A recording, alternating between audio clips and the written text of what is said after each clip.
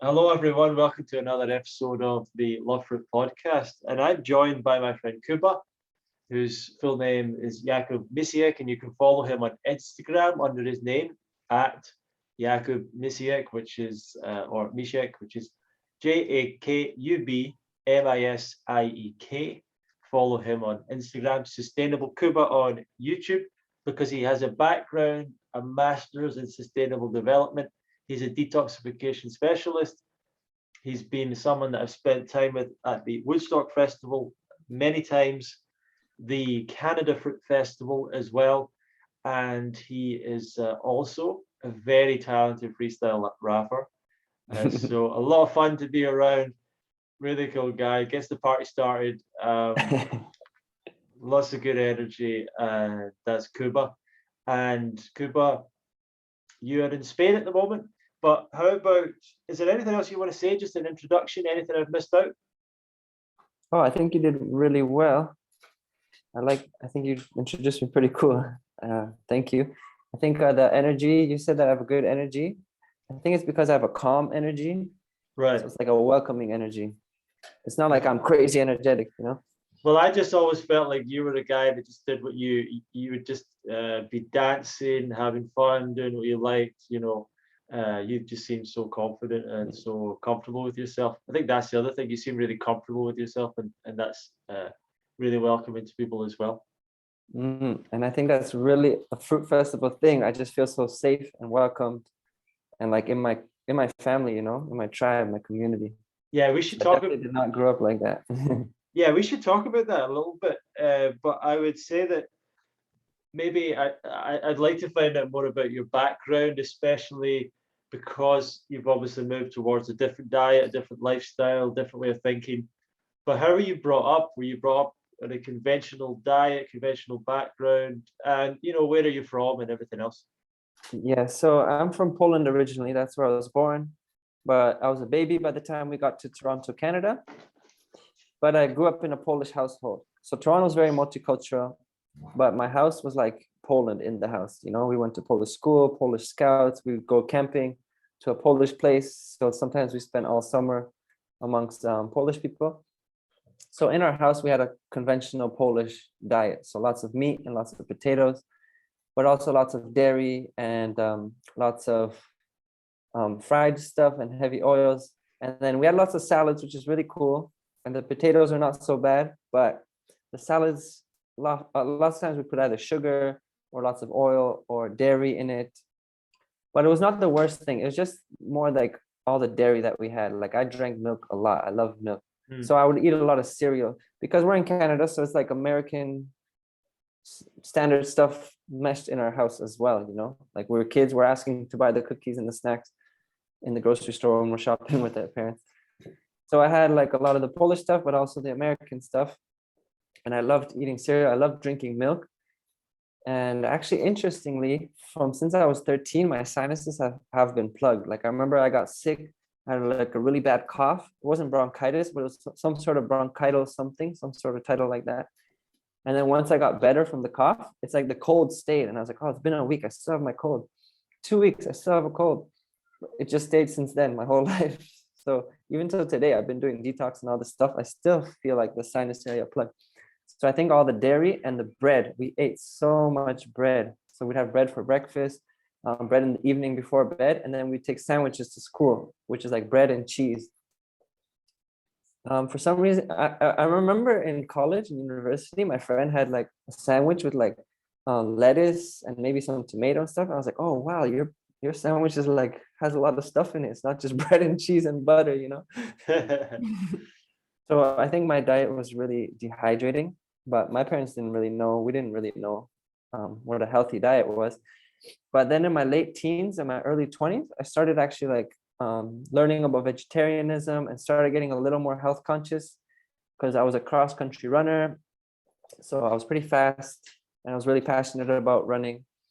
And I would learn tidbits of things from people that would stick out and would like click for me in my mind, and it would stay with me. When I learn something that makes sense, it just stays with me. So like someone said that in India, there's so many vegetarians, like most of the population is vegetarian. And I was like thinking, that's possible? Well, I can't think if it's possible or not. It's a fact. That's what's happening. That's what someone said. So I was just like, that means it's possible. So why don't we talk about that in America? In geography class, I learned about how the energy works on the planet and how the energy comes from the sun. And the plants would get the most energy from the sun. So like, I don't know how many megajoules, but they're getting sunlight. They're eating it through photosynthesis directly. Whereas the animals that eat the plants get like a lower version of that energy, but it's the highest you can get in terms of food, unless you're eating the sun like plants. But plants do the photosynthesis thing. We eat the plant, or the cows will eat the grass, for example, and then the humans who eat the cow will get a fraction of that energy because it gets lower every time it converts from one being to another. So if the plants I learned have the highest energy, and that just made so much sense for me. So that just kind of reinforced my desire to be vegetarian, and I would always try to be vegetarian, and I would do like months of vegetarian, and then I would eat meat.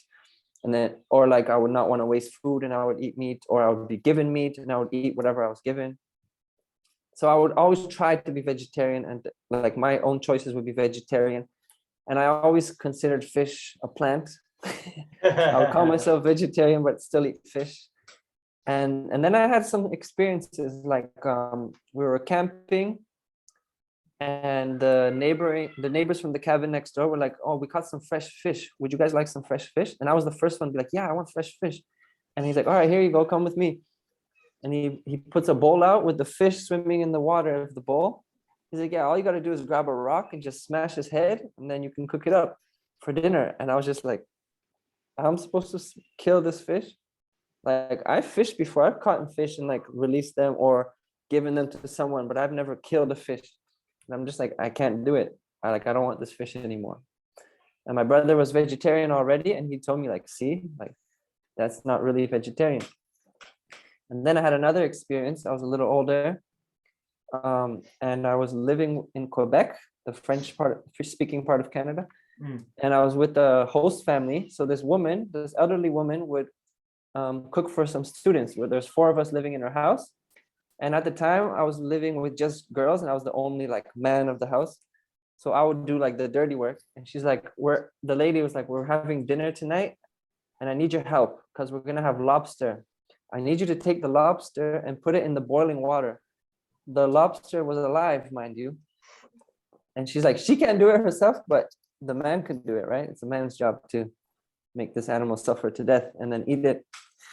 And I was like, I can't do it, I'm sorry. And then my roommate, this was when like one of those times I forgot about the vegetarian, because I would do it here and there, like I said. She's like, if you're not eating the lobster, then you shouldn't eat any animal. And I was like, yeah, you're right.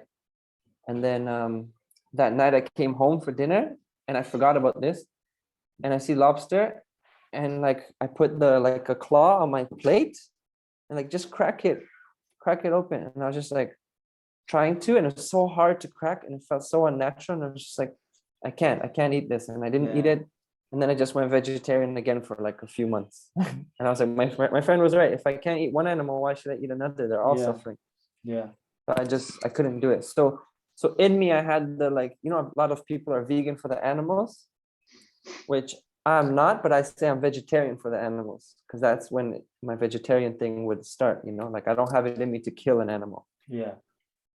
But then the vegan thing came a little bit later.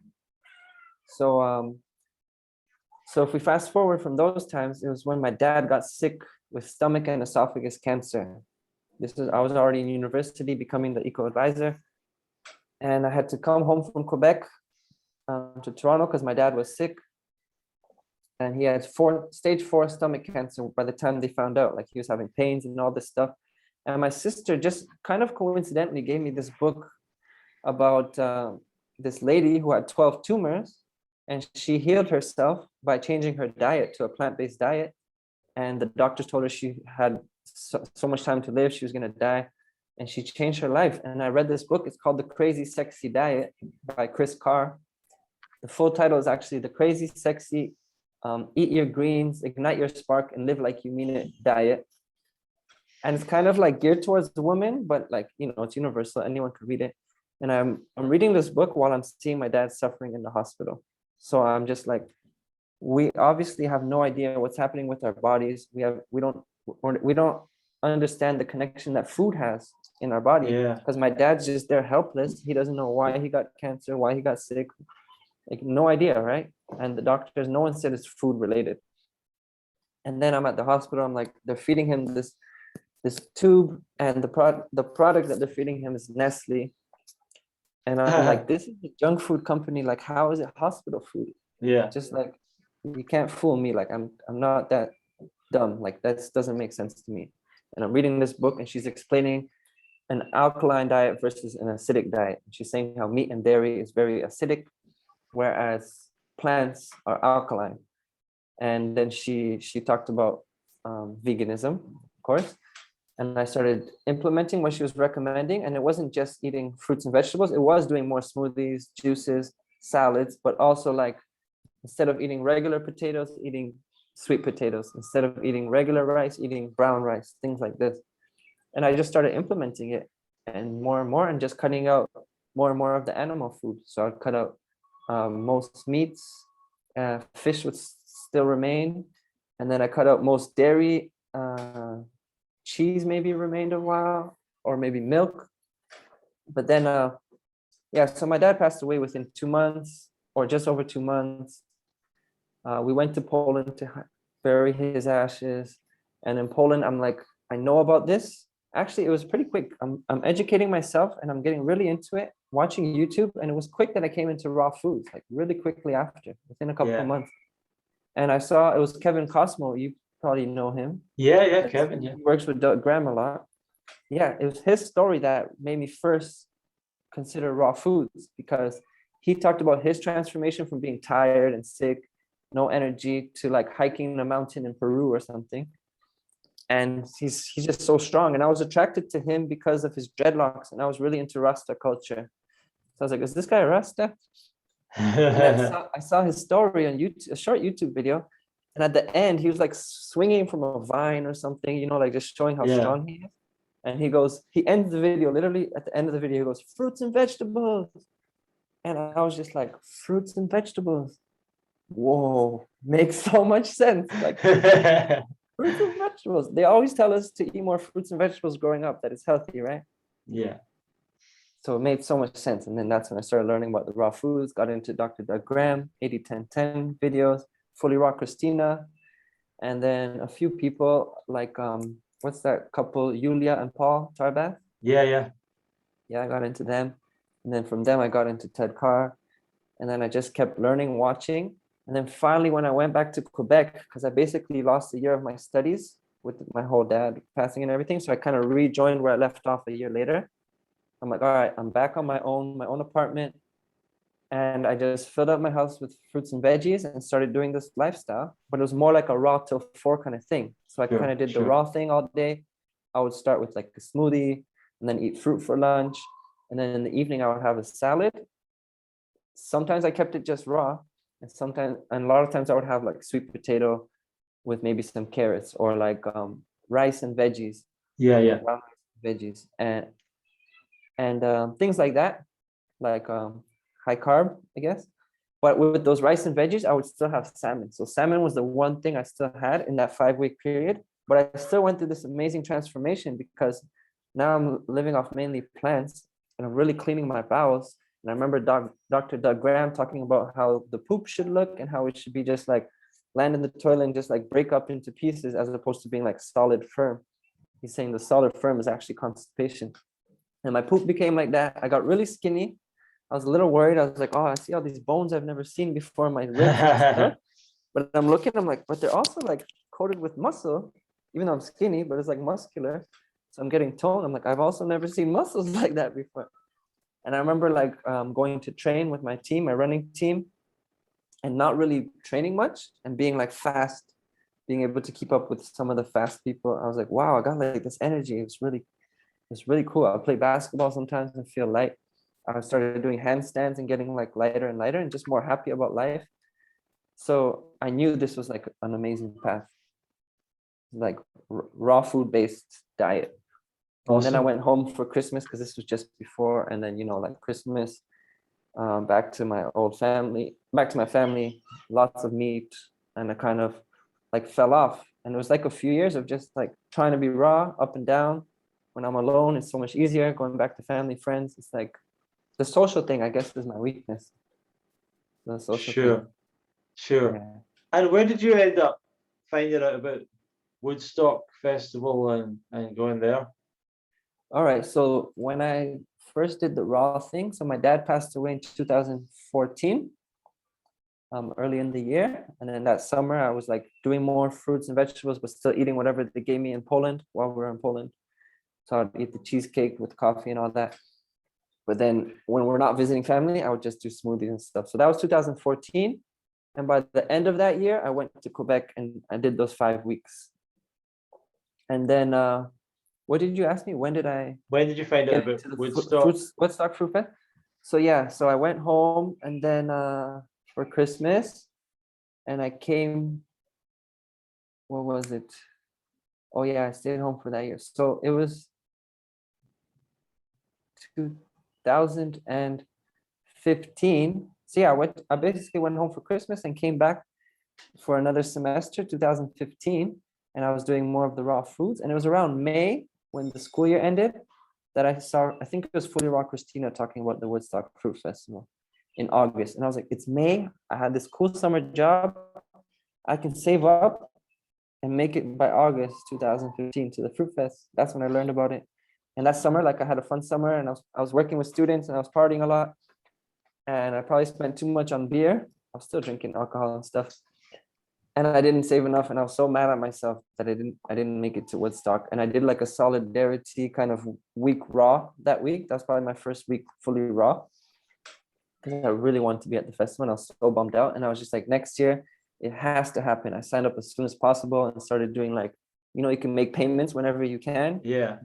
Down payment, and then you make payments throughout the year, just making payments whenever I can. And like I made it to 2016. Awesome. And It was incredible. yeah, tell me about that experience. So I was still felt like a newbie at that time. Like I met Ted Carr and Elise from, what was her channel back then? Raw Alignment, I think. Yeah, Raw Alignment. Yeah. And I was, like a newbie, like a fan kind of vibe, and just like learning so much, just absorbing. And I felt like I just vibed with the high vibe people, meaning the people who had experience for years, who are living this lifestyle for years, and they know what they're doing and they understand it. And I'm still like learning. Like I felt amazing through that transformation, but I didn't really understand the body. I didn't understand detox and all this stuff. And I also didn't understand how to eat.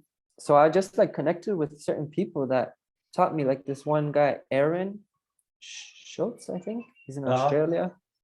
You know about him? I remember him, yeah. Yeah, he was close with Robert Lockhart. But from him, I learned a lot. He talked about eating light, and like how eating light, you feel better because your body's not using as much energy. And I remember feeling pretty sluggish the next day. That was still like when they had a gourmet style salads and stuff and meals. And then I talked to Aaron one day, and then like that day I felt inspired, and I just ate figs and one other high vibe fruit that was really amazing. I forget, but let's say it was figs and papaya or something. Yeah. And I had this chili bowl. By the time I was done, I was just like, I couldn't really look at the chili bowl, and I had a bite, and I was just like, I felt like it was gonna twist my stomach. It was spicy, and I threw it out. I made the conscious decision to throw it out. So I basically just ate fruit that night, and I had way more energy till late night, and I woke up earlier than ever the next day. So I started realizing how much like fruit is amazing, as opposed to like all the other plant foods. Awesome, yeah. I And just started learning lots at that festival. yeah, and you were talking about becoming a detoxification specialist as well. How did all that happen? Yeah, so 2016 was like the year of learning, I would say, and that really ignited the fuel for me to like get deeper in the lifestyle and more connected to the community, because that's obviously an amazing community you get to meet at Woodstock. So it was like throughout the year, I heard about the Austin Fruit Fest that Brittany and Connor put on in Texas. And it was in the back of my mind, but then it was actually in the front of my mind nonstop. I couldn't stop thinking about it. And I was thinking about a different event at that time. and I made it to the Austin Fruit Fest, and that's where I connected, because it was way smaller. Like Woodstock Fruit Fest is hundreds of people, 500 or so people. Austin Fruit Fest was a handful of people. We were like 20 people or 30. Yeah. And it was more like like bring your own fruit, meet at different places, as opposed to just being in one camp together all week. But because it was so small, we really connected deep, and I felt like I found my tribe. Like these were my brothers and sisters, my spiritual brothers and sisters. And I had this amazing like spiritual transformation during ecstatic dance. That's another deep story. But I took some I was like, no, I'm not smoking ganja. That's one of the things I would do in life. And I was with the Airbnb host, and she offered me. I'm like, no, I'm not smoking. I'm like, no smoking my lung. I'm at this fruit fest. She's like, oh, well, I actually have this oil. It's like coconut butter ganja thing. And I took some, went to ecstatic dance, and I think I took too much. And I had this spiritual experience, like similar to people talking about ayahuasca and stuff. And like halfway through the dance, it kicked in, and we did this group meditation, and we like breathed in a breath together and became one. And I kind of like, they went back to dance. I stayed in that meditation for an hour, and I felt some amazing experience, crazy. It was intense, like crazy emotions of like, I cried, and I felt like, oh, this is my family. Like I could finally be myself, and they're accepting me. And I just cried all these tears, and all this mucus was coming out, and I felt like I was releasing all this tension. You know how I said my sinuses are plugged? Yeah. I felt like it was all releasing in that moment. It's a Wow. beautiful moment. And I was just feeling like I would be subconscious for, there's like 4 different emotions. I was subconscious that people are watching. And I was like laughing because I realized it doesn't matter. It doesn't matter what people think. I could finally be myself. I'm free. And I was just laughing at myself. And then I would like cry because of how beautiful it was. I forget the order. And then at the end, I just felt like this peace, this perfect peace. And I was sitting stillness and felt like everything's accomplished. Then I would go through the cycles again. But when I felt the peace, that's when I cried, because it was so beautiful. I was just like, why isn't it always like this? And then, yeah, so it was triggered with that tribe, like this community is deeper than the fruit, just to say. Like I have a spiritual connection with this lifestyle. So I think that story was just to give you that. Awesome. context. Yeah. I think that a lot of people maybe have had that experience of like coming to these events and these festivals and feeling like they can kind of recreate themselves and like become a different person, and they're sort of around mostly people they've never met before, and they get a lot of support. Like a lot of people at these festivals are really supportive and encouraging. Definitely. And positive, and yeah, it helps bring out that. It did that for me as well. Like it helps bring out a better, like a good part of people, I think. Yeah, like helps bring the best of you out. Yeah. And like sometimes you don't know this person at all, and you're just like family right away, just from meeting. Yeah, there's so many great connections that happen at these events, right? So that was, yeah, amazing connection with these people. And then we fast forward to Woodstock 2017, a year later. So the Austin Fruit Fest was maybe in between those 2 festivals. And I'm like volunteering at the festival this time, as opposed to just being an attendee. And I'm volunteering with a lot of these people that I met in Austin. So it's just like reconnecting with my tribe. And this time we're making the fruit festival happen. We're behind the scenes. And it's a whole nother level of incredible experience. Like you're part of the festival as opposed to just an attendee. So from 2017 onwards, it's a whole different vibe. 2016, I was like looking around, shy. I was new, learning. 2017, I was kind of like someone people were looking up to and learning from. You know? And then 2018 to 2019, every year was just like, I felt like my vibration was just higher and higher. Just like more in tune with the lifestyle, more open, more being myself. You seem really comfortable there. And what do you see? Do you prefer being a volunteer to an attendee, or do you think it's just different, or what's your opinion? I think I prefer to be a volunteer, just because you get to come a little bit earlier and you get to stay a little longer, and you really like, it's really like a bonding experience with the other volunteers. Sometimes I felt bad. I felt like, are we excluding like the regular attendees because we're so like bonding together? But I think everyone just has their own amazing experience, you know, because the attendees bond with themselves too. But I don't know. Sometimes I think if I had enough money, I would maybe try again to be an attendee so I could just relax the whole time. Because being a volunteer, you actually have to work. It's actually hard work sometimes, you know. Yeah, I was on the produce team, and the produce team is like making sure the food and everything is there, you know, and that properly yeah, available. Like the kitchen works hard because they're preparing it, but the produce has to make sure we take it off the truck, put it in different rooms, make sure everything's in order, like so the ripe stuff gets used first. So it's like a lot of work. And then the sugarcane team I did the last year, and it was also a lot of work because that sugarcane is pretty heavy, and you got to yeah, push it through the machine, lift these things. yeah, But it's fun. I love that kind of work. yeah, It's just like you got to wake up and go to work, and then you have to, you know, when you're an attendee, you don't have to worry. You just like yeah. flow, do whatever you want. And you were at the Canada Fruit Fest as well. Yeah, yeah. I went with you, man. A Yeah, couple what was times. what was the difference, or was it kind of similar? The difference, obviously, a lot of similarities because it brings the community together. What was different was that one thing, it's smaller, and another thing is, yeah, because it was smaller, maybe there was not as many activities, but there's still like cool activities, and I really liked it because I like that small vibe, connecting with people. So I also really bonded with people there. Sure. And what else? There was something I was going to say. Right now, I'm just thinking of that storm Yeah, the that storm. came. Yeah, right. So tell the story about that. The storm with all the tents blowing away. I remember you talked about it a couple times, I think, online, and you really enjoyed that memory. I was on stage. I was on stage because there was a musical stage. That's what was really cool. It was different. It was like a half music festival, half fruit festival. Right, right. We're like, we gotta protect the equipment. Everything's blowing all over the place, and I'm like holding up this like tarp thing to protect the people who are picking up the equipment to put it away. And I remember just like so much force from the wind. It just like, and I remember just like laughing the whole time. Like, this is so funny. I was with other people holding this tarp. Like, it's a fun experience, but it's also dramatic. Like, I'm sure people had to find their tent in the lake and stuff. Yeah, I was there. Luckily, Yeah, mine didn't happen, but yeah, it was. yeah, because it was so unexpected. Like the weather there had been so good, and I'd been in. It was in the Okanagan near Kelowna in Canada, and um, the weather was so good for weeks and weeks and weeks. It was perfect. Like the weather was absolutely perfect. And the worry was actually that there might be a forest fire because it was so dry. You're right. Yeah, it was kind And of smoky in the air. Yeah.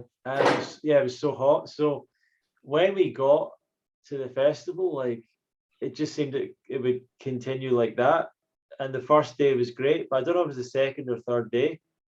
Just out of the blue, this huge storm, and it only lasted like maybe 2 hours, maybe an hour, but it Yeah, I felt was like it was just an hour. Yeah. like an hour, and it was just absolutely like this, like the the sky, like the heavens opened up, and it was just the biggest storm. And An like you're intense saying, hour.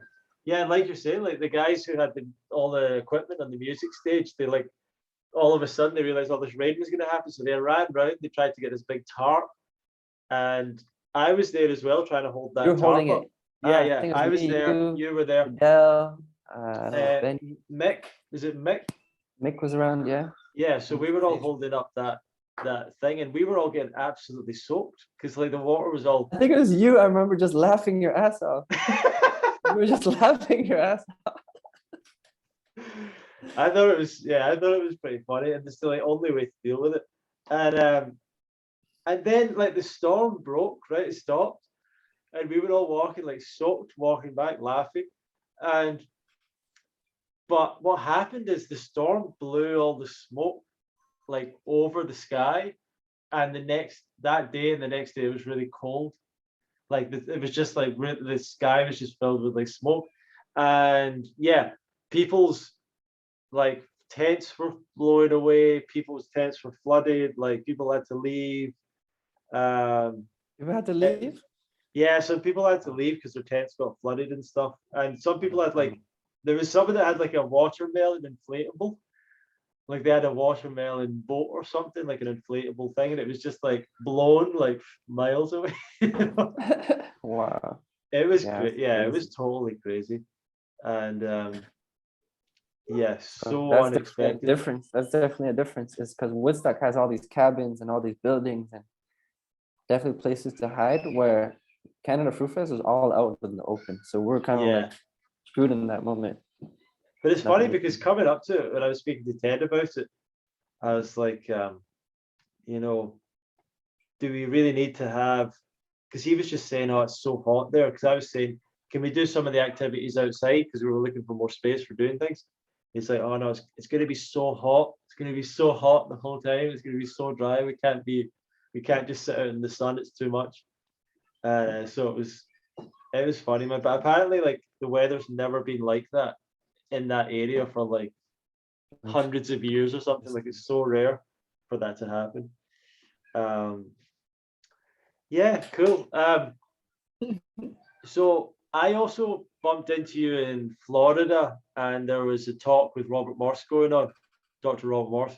So I'm Yeah, like, yeah. I gotta say, Big I'm time. not the biggest fan. Like I've not watched a ton of his stuff, but I Yeah, I think you're. think you asked him some question too, trying to kind of like provoke him. Well, he gave me a good talk, and then I was like, the question I asked was, I just asked him like, how do you eat? Like, what do you eat, and where do you get your That's what food? you asked. Yeah, yeah. And he wasn't. He said he had like fruit for breakfast. He said he had salad for lunch, but he didn't really like give a lot of detail. And then um, And Indian food sometimes. talked about Indian food. Someone mentioned about barbecue. Someone mentioned about barbecues, and he was like, "Oh, I have my barbie problems sometimes," or something like that. Um, but yeah, but the talk was great. Like he mostly talked about fruit. I do remember he came up to you. We were talking to him at the end, and he said something about like, "Oh, you need to take the upper circulation or something like that, like the herbs." Hair back. What's that? I told him I want to grow my hair back, or he just mentioned it. Maybe Yeah, he he's said like looking at my head. yeah, he's like, "Oh yeah, you need to take the upper circulation or something." Yeah, he's like, if I were you, I would just live off the upper circulation. Like you just, I've taken that once, but yeah, he would recommend taking a lot. But you Yeah, kind of so need money sure, to do sure. that. Yeah, so I guess you've trained through him with the detoxification specialist. So what's your connection with him, and what's your feeling with like his methods and teachings? I think he seems to be one of those people that some people hate him, some people love him. But what I love about Dr. Robert Morse, because like you said in your answer, he was kind of like even laughing a bit about Indian food or barbecue. I think he really just has like this playful approach to life. He doesn't take it too serious. And he's just, I think he's had a fun spiritual experience and like just to like play with it. So he has a playful approach. Yeah, But his methods are pretty like strict in a way. But I think it's also like the way that people get caught up in his methods could be really strict, if that makes sense. So yeah, I don't know. I really love Dr. Robert Morse. I really vibe with him. But yeah, I understand how there's different views and stuff. I feel like a lot of people are like kind of like almost worship him, like followers that are like all about him. And I understand as well because a lot of them have healed themselves through learning from him and his protocols and stuff. So if you're like dying or sick and then you get healed and someone helps you, like it makes sense that they'll worship him. I'm not that type of person. I'm just like I'm learning from him. I'm learning from John Rose. I'm yeah, learning yeah, from Blue yeah, Corona. I'm learning from everyone, and I don't feel like there's one person that just like, oh, this is the master. I'm just like, I'll take what resonates from this person and yeah, from that person, and if it doesn't resonate, I'll leave it behind, or I'll try it, and if it doesn't resonate, I'll leave it behind. I'm that kind of yeah. person. I mean, I thoroughly enjoyed the talk. Like, and I could just see how the crowd was so into what he was saying, and he was really passionate. And he just talked about fruit. Like, he never mentioned anything about herbs or anything during that talk. And Mm. we talked to him a little bit at the end. He was nice to us, and um, I think that what I'm interested about with him is like I think that his message is like for healing, and my what I've always wondered is like he seems to help people with when they're trying to heal, but I don't know if he talks about so much like a lifestyle, like how to continue doing it, or I think he's not that bothered about like whether people should do it as a lifestyle or not. In a way, like he's sort of like, yeah, fruit's the best, but at the same time, like you're kind of saying, like I think that sometimes I wonder if people like the way he puts it across because it's a very spiritual vibe, right? And it's very much like, yeah, fruit's the best and everything, and at the same time, we're all having a spiritual experience. Really, it's not that important at the end of the day, and a lot of people like that message, I guess. The latter message of the spiritual, Yeah, the spirit, not like almost take like, it too serious. but it's almost like gives people a little bit of an excuse, like, oh yeah, it's a spiritual experience, so it doesn't matter. But it's like for people that are sick, um, yeah, it matters to do your best if you want to continue to stay alive and like, But the people who are sick, some like intense protocols or like protocols to like stick to them. He'll recommend like just going on grapes or grape juice or just going on melons. Yeah, to heal, for sure, for sure. I mean, I always like the idea of like the body. I don't know exactly how he puts it across, but a lot of people that I've met that seem to have listened to his stuff, like they feel it's almost like fruit does this, or this kind of fruit does that, this other kind of fruit does a different thing. And my whole feeling is more like the Doug Graham school of like it's the body that does the healing and healthiest food, but it's also because it's not animal products, it's not cooked food, it's not all these unhealthy foods. So yeah, but anyway, yeah, that's cool. And you also, have you learned a lot from John Rose? I think we've talked about you being in touch with him, and like you got into the juicing quite a lot, and you've experimented with like a lot of interesting juices, like like you've drank things like corn juice and stuff like that. Oh, you follow me, eh? Yeah, I've watched your stuff. I call it corn milk. Corn milk. So John Rose, you got a bit of a connection with him as well. Yeah, he actually guided me on my 3-month juice feast. So I did 91 days of juice, and I was coaching with him. If he wasn't coaching me, I probably wouldn't have lasted that long. It's just so much easier when someone's just like someone to check in with regularly throughout the week. So yeah, he coached me. So I watched his video one time, and I was just like, wow, this guy's like really fit for an old man, And it stuck out, but I didn't subscribe or anything. I just let it pass. And then Fully Raw Christina interviewed him, like, this is the dude that got me into raw foods and it changed my life. And I'm like, I saw the Rose. And then I subscribed, and that's when I started watching. That's when I really got into him. And that was just after Woodstock 2016. So I told you I was still like an amateur. And I was just like, oh, why can't I stick to raw? I try to do raw, but I keep like falling off with like, it'll start with like just like a muffin at the coffee shop and then I realized listening to John Rose, I'm like, oh, juice feasting is something I could do to go to the next level as opposed to just trying to eat a raw diet. Like Dr. Graham and everyone recommends, just eat a raw diet. So I'm like, I'm gonna try this juicing thing. So then I got into juicing. I would try to do a juice feast. I'll fall off after 3 days. I was like on and off. And then I called him up, and I was just like I'm interested in your guidance. And I decided it was mid-December. I was just like, I seem to be struggling like doing just juice, and then I would eat, cook food. And I decided myself, and he said it was a good idea to just drink juice. I came up with this diet, actually. It's called juice till fruit, like raw till 4. Juice till fruit, where you just drink juice all day and then you eat fruit at night. And I did this diet for the last couple of weeks of December, and it was actually really cool diet, really like cleansed a lot. And I would just basically drink juice all day, but if I wanted to eat, I would eat fruit, so that way I'm not eating cooked food or anything. And sometimes I would have it for lunch, fruit, but usually just for dinner. I had a durian on the 31st to celebrate the new year. And then on the 1st, I was like, I'm ready to start this juice feast. Nice. And I did it for 3 months, and I felt like that juice feast really connected me to nature. I didn't have that experience that a lot of YouTubers are like, I just felt amazing the whole time. It was like ups and downs. But I was just like maybe getting like lighter and lighter. And like, for example, I'll play soccer with my buddies, football, we call them in Europe. My buddies every week. And I just like I would sweat less and I would be faster and like lighter, and they're complimenting how I was getting better. So I did feel like lots of physical improvements in my body, Yeah. but it was like an up and down journey. And I was still using ganja smoke. That was my one vice, my one weakness. So I felt like like sometimes in hindsight, I'm like, I probably could have did so much more healing if I didn't put smoke in my lungs, which is like an organ of elimination, you know.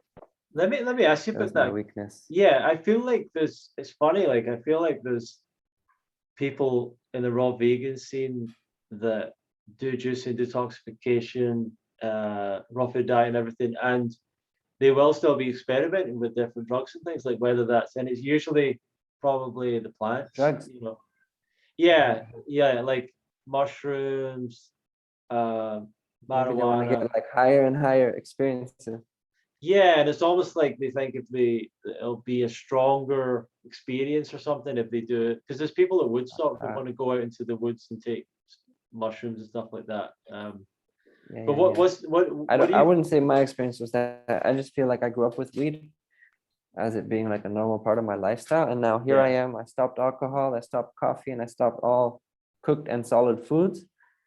And like this was the one vice left that would like keep me grounded in a way. Like I felt like I was disconnected. My mom was not really understanding what I'm doing. I was living with her. I felt disconnected from my people. And I yeah. would just like feel more connected with nature, and I would go into nature and like have a couple puffs, just like, I don't know, for sanity. I don't And feel like what? it brought me up, or brought me a Yeah. higher experience. Yeah. And did you start to see there was a downside to it later on that made you give it up, or was it just the fact that you knew it probably wasn't the best thing for you? Smoking? Yeah, Oh yeah, definitely. Well, that's been my weakness for a long time. I only literally have given it up when I came to Spain just over a year ago. Because in Canada it's legal now. And in Canada, sometimes I'm not happy with my situation. Like I'm living at my mom's one bedroom and I'm like not living my purpose. And then it was just like a solace at nighttime to go on the balcony and, you know. But then I came to Spain and I let go of it. I'm like, I'm alone. I don't have the temptation. I don't have that social aspect. Like I'm not known for it. And I'm not going to think about it. I haven't been thinking about it. So I haven't really been touching it except in Poland with my cousins at a party. I'm like, all right, I had a little bit, but it's not on my vibe anymore. And I'm so thankful. Like I'm so happy. I've been dreaming to like give my lungs a break, give my brain a break from being like yeah. stimulated from that. So That's it really feels really cool. nice to have like a more clear energy and not be dependent on Awesome. weed or alcohol. You Especially talk. now I'm in Spain, I'm like not drinking alcohol or nothing. Oh, that's great. But I'm not like if I have some with someone social, I'm not stressed or worried about it. But on myself, I'm just like I don't buy it. I'm Yeah. not tempted by it. I'm not even tempted by cooked food now, but I'll have it if I go out with someone. But my house is raw. My journey has changed a lot, evolved a lot this past year, and I'm really passionate about the things you're talking about. How some people will go on like juice feasting or do like detoxing, and I feel like your perspective is kind of people go too far with it. If I'm right. Well, I think that. Let me think. I mean, I've seen a few friends that have done long-term juice feasts and stuff, but they weren't eating enough. They weren't consuming enough, so they were like losing a lot of weight, and they were Mhm. kind of getting depressed, cold, you know, and they got really skinny, especially guys. You know, women quite like getting really skinny, but when the guys get really skinny, they start to feel like weak. They're like, oh, I'm Yeah, small. Women aren't looking at them as much or whatever it is. I don't know what it is. and Um, it's worse when your family's commenting on it too, sure. saying that you're skinny. Their Yeah, family, their friends, maybe they're doing sports and they're not doing as well or whatever. And they can jump back to like want to eat meat again and all this stuff. But I don't yeah, think yeah. I don't think the juicing is that bad. Like I'm not worried about juicing. Like, and I think that the problem is more the deep, like people when people have this cleansing mentality and they can go like with a lot of things, people can go into the extremes of it where they're just like continually trying to cleanse, continually trying to detox, continually want to do another fast. And it's like, you know, Yeah. once you've done it, if you want to do it to like introduce yourself into raw foods or you want to try and break some cycles, then it works for people. And then at that point they should go on to like creating a lifestyle for themselves that they really enjoy. hopefully including raw foods, but like, I think that I think there's a lot of people that go towards extremes in the raw vegan scene, and it can be with anything. It can be with fasting, it can be with detoxing, it can be with supplements. There's people that go towards these extremes, and I just think the thing is to focus on creating a lifestyle, like you talk about sustainable sustainable development. I just think sustainable. Like, what do I want to do long term? And if a person doesn't want to live on juice forever, then you can't make that the long term goal. Like, then what you need to do is think about what is the diet, the lifestyle, the practices, the daily habits that you're happy to create for yourself. And I guess that's where I come from. I don't think a juice diet is dangerous. Do you know what I mean? I don't think it's a dangerous thing unless a person's like doesn't know what they're doing, isn't consuming enough, like starts to undereat, and that could be negative.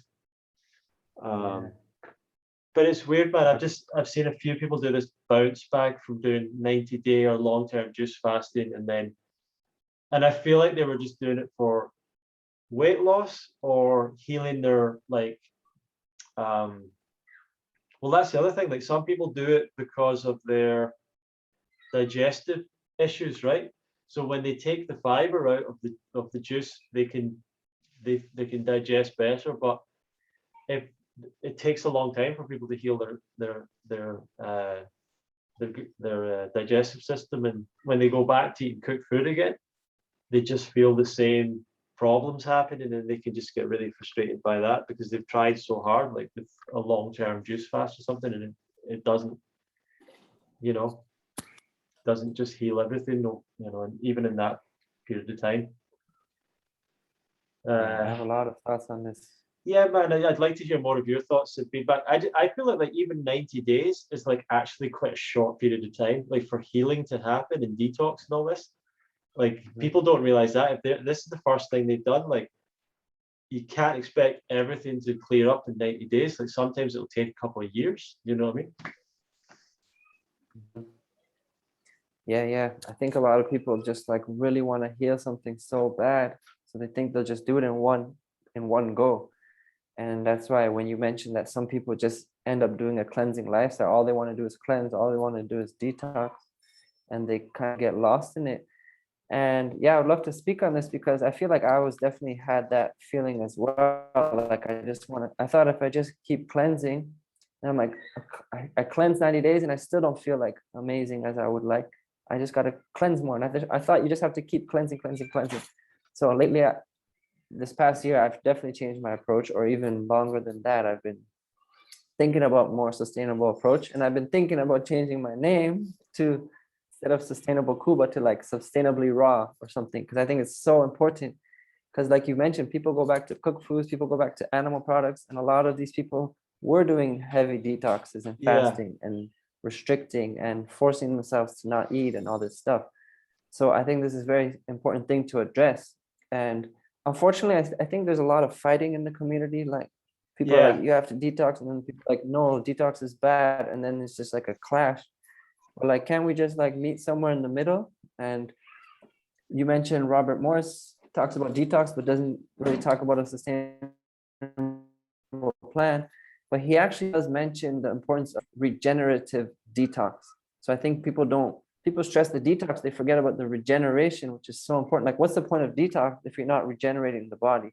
Like, say if you're rebuilding a house and you got to like start from scratch, you're going to renovate it, you're going to take out all the old debris, but now you got to build a new house. You're not just going to keep cleaning the old house and then you're going to live in this empty house and no things to protect you from the elements. You just like keep trying to clean. You got to like rebuild, you got to regenerate your body, you got to let it get nourishment again, Yeah, absolutely. So that's why nowadays my approach is to do short cleanses, because a cleanse is always nice, a short cleanse, but then you can, like you said, focus on having a sustainable lifestyle, a sustainable diet. So like, after you do a short cleanse, rebuild with the highest quality foods. Don't just Yeah. cleanse and cleanse and cleanse and cleanse and then go back to the old Yeah. food because this diet's not working or whatever, you know? Yeah. And I I mean, really like Lou Corona is a big proponent of this. And he's one of the people I look up to. yeah. He Yeah. talks about cleansing and rebuilding. And I don't even know if he does cleanses nowadays because he's really big on building and like nourishment, but he did a lot of cleanses earlier in his days, you know? Yeah. I mean, I like the Doug. I remember Doug Rain talking about people would ask him, "Do you fast like every year or whatever?" And he said that he fasted like years ago. He did a long fast, but he's never done a fast ever since. And they'd asked him why, and he said, "I try and live in such a way that means I don't require to fast." And I thought that that was really interesting to me. So I always thought like trying to create a lifestyle where you don't feel like you have to be doing fasts and cleanses so much, but that you try and stick consistently to a healthier diet and stuff. And yeah, I think that I like to think the detox kind of happens as long as you live pretty much healthy. I've never, I think I would like to do a fast at one point, but I'm not too sort of obsessed with it at the moment. And I definitely think everyone can benefit from that, and everyone can benefit from things. But there's the way that I put a lot of my information across is I'm always thinking of like it's like if you promote fasting, you say, "Oh yeah, fasting is great, fasting is excellent for people." But there's some people that take that message and they go and try and do a 40-day juice fast in the woods somewhere with like no one else around, and it's like Yeah. people can do some really dangerous stuff. And so even though I think for many people they can do it responsibly, like you still have to say sometimes like make sure you're doing it under supervision, because there's some people that will do these crazy things. And Yeah, I think supervision is so important when you're doing a yeah, longer fast.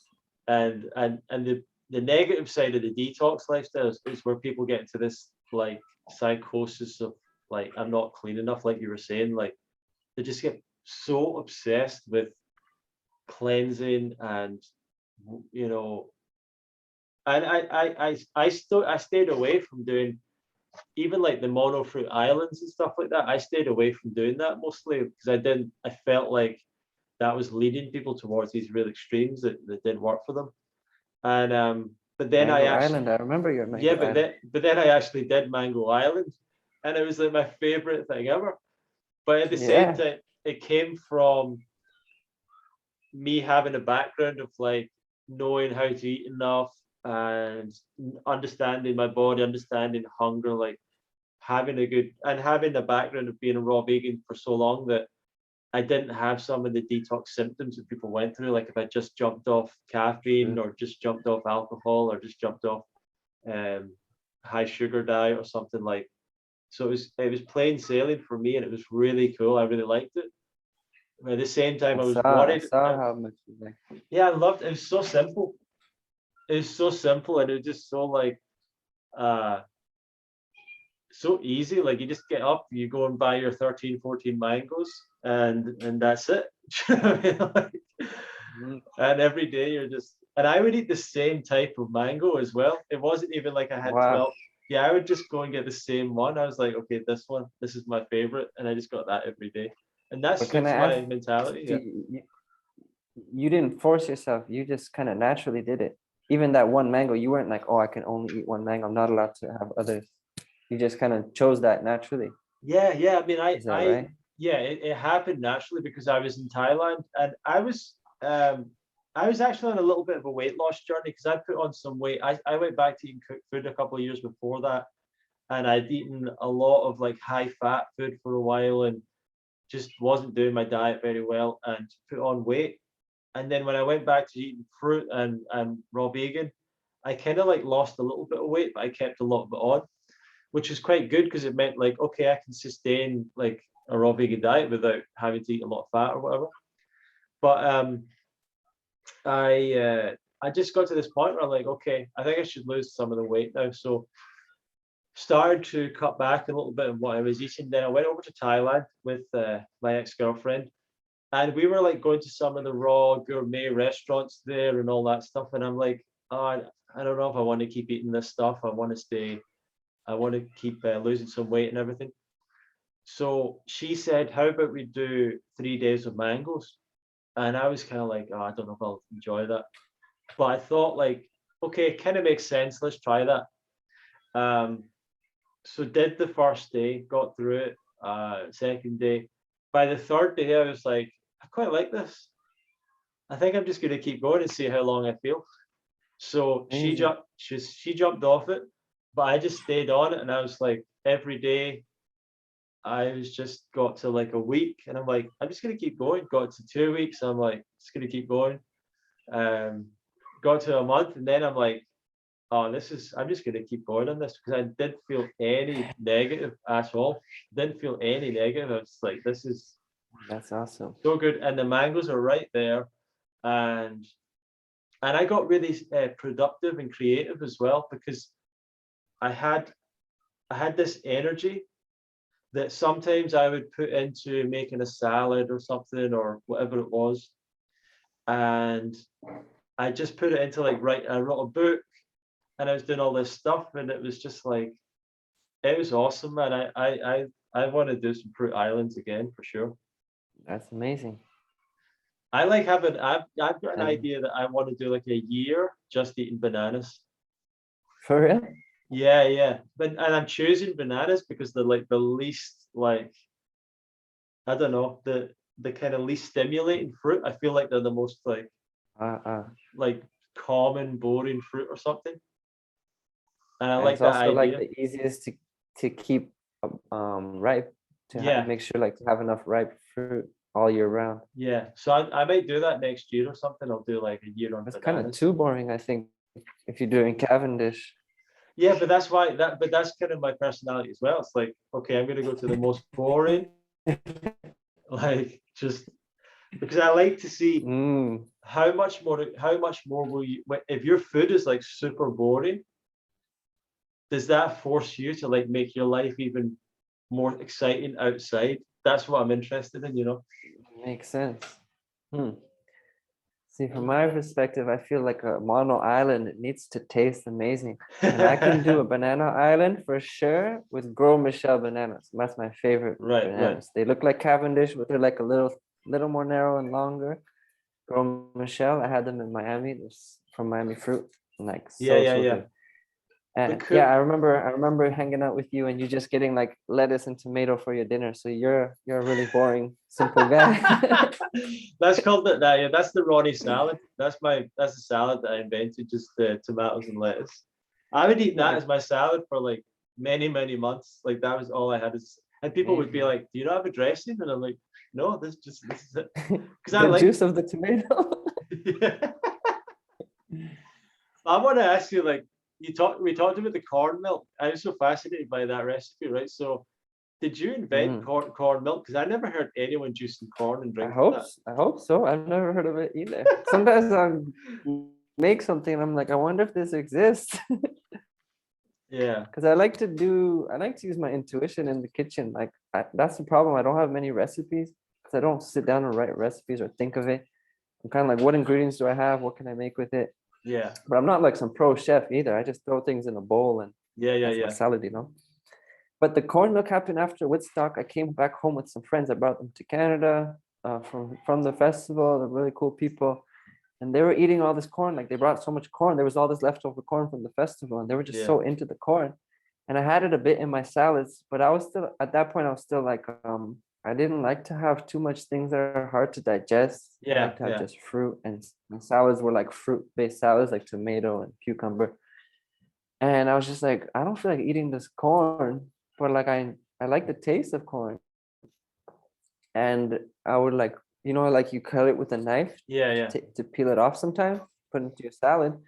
And I just did that. And I just thought I'm gonna try blending it and juicing it so that I don't have to digest this corn because I'm such a big juice man because it's so simple on digestion. And I tried it and it was just so amazing. It was creamy, it was like milky. I was like, this is corn milk. It's freaking amazing. I haven't made that since. I gotta make it again. Is it like savory? When corn is in season. Is it savory or sweet No, or it's what? I would. It's sweet. It's sweet and like milky, creamy. I wouldn't call it savory. That's So why I you categorize it in the milk category, not corn juice, corn milk.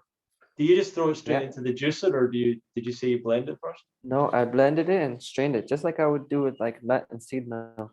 Oh wow, that's awesome, man. I need to try Yeah, that yeah, myself. yeah. Uh, I've made durian juice, believe it or Durian not. juice. I don't know if I'm the only one in the planet. I've made durian juice. I've juiced durian. So you once again you squeezed it through On the day bag. 80 of my juice feast to celebrate, yeah, I peeled every pod, took off the flesh. I blended it with coconut water and I strained it. And that's still today, it's still the best juice I've ever had in my life. Oh yeah. It like one durian made a tall glass. The only thing I could have made it better if I used real coconuts, because I used canned coconut Yeah, yeah. water, which I still like permitted in those days. Do you, But it would have taken it up another notch with real coconut water, like do you fresh have from a coconut. do you have any of these recipes that written down? Do you have a book or anything? I do have a book, but I have a sample book that do I give it for free? No, I don't give it for free. I should make a book to give for free. But I have a book in my cleanse guide course. I have a video course. So I do give a free cleansing program ebook, a 3-day cleansing program ebook, and it does have recipes in there actually. So to get you started. So like I told you, I'm more into short cleanses now. And you mentioned you'd want to do like a three. Oh no, you set off for 3-day mango, right? I think Yeah. like that's a good period that anyone can do. Like Yeah. the human mind who likes to plan these kind of things, Sure. as opposed to like planning a 90-day. But the longer ones, I think has to be natural. Like your Mango Island, it just happened naturally. Happened, yeah. So if you start with a short cleanse and you naturally want to keep going, I think it's different than forcing that. So I got this 3-day book that has recipes. And if you want, you have the option to buy a cleanse guide, which is like a video course program. And then it has all these ebooks and stuff, like my different cleansing methods and stuff. And one of them is a recipe book with about 40 juice recipes. And where can people find out about that?